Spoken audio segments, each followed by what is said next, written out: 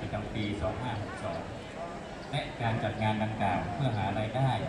มอบเป็นทุนการศึกษาให้แก่บุตรธิดาและเพื่อเป็นสวัสดิการให้แก่สมาชิกของชมรม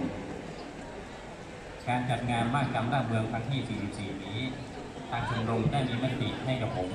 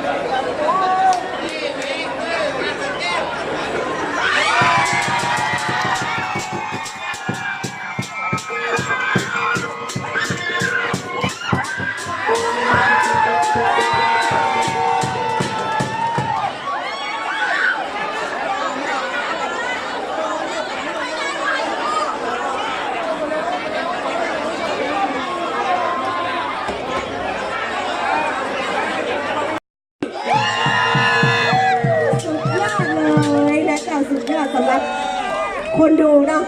ถ้าเขาจะไปอยู่ตรงใดเนี่ยเขาขออนุญาตอยู่ข้างๆ3 รอบค่ะวิ่งอะไรวิ่งจานแล้วก็ใส่ไปเต็มเทคนิคใส่ให้เต็มที่นะคะบอกว่าจะเป็นการใส่ชิ้นบอกว่าจะไอ้ซอยที่ไม่ได้จะได้กินเนี่ย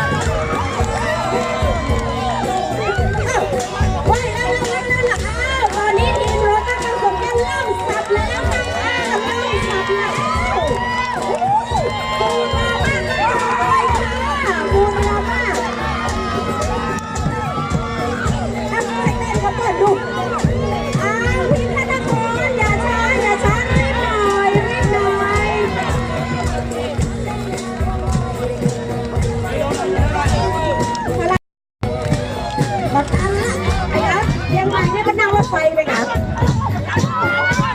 รถไฟเชียงใหม่นะจะเป็นเหนือนะถึงว่าถึงคุณบอกว่าถึงอย่างปลอดภัยตอนนี้นะเจ้าเรือรถนักการสนใจเริ่มตกแล้วค่ะซับเรือหน่อยซับเรือหน่อยค่ะลากนี้เลยเดียวได้ที่ว่าโต๊ะกว่า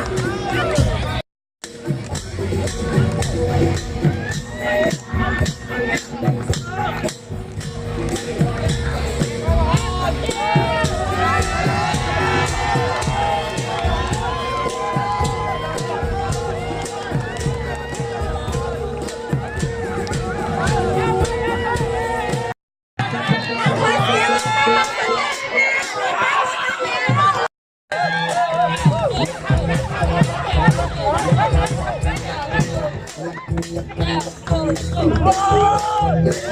เจ้าท่านอาจจะไม่ทำเพราะว่าคนเราจะกินอะไรอย่างอร่อยก็ต้องมีความละเมียดละไมด้วยนะเจ้า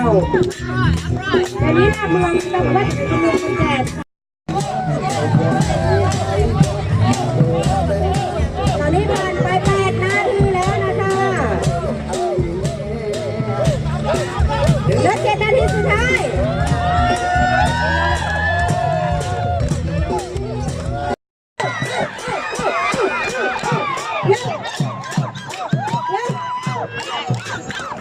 น้องขออนุญาตนะลงมาลีลาว่ามาเต้นเอาโชว์ความสวยค่ะเอาโชว์เต็มที่เลยค่ะเอาลีลา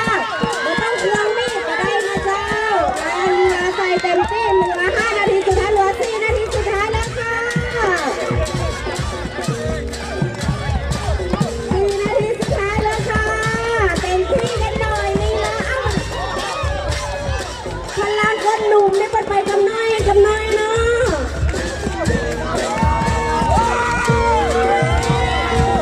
โอ้ย3 นาทีสุดท้าย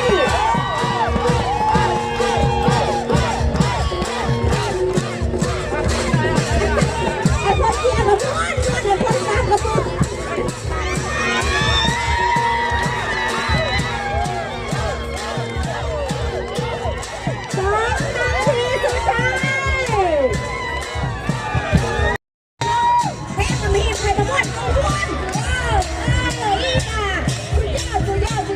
โอ้ยอีโดดไอ้น้อยที่สาไปอีน้อยนี่บุ้ย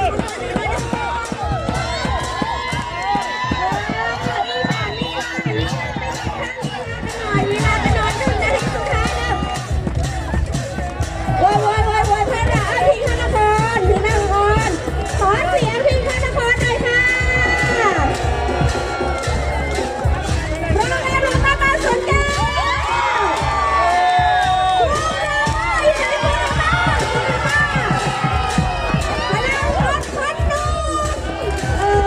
ไอ้ที่โหนี่นะเกิน40 หมด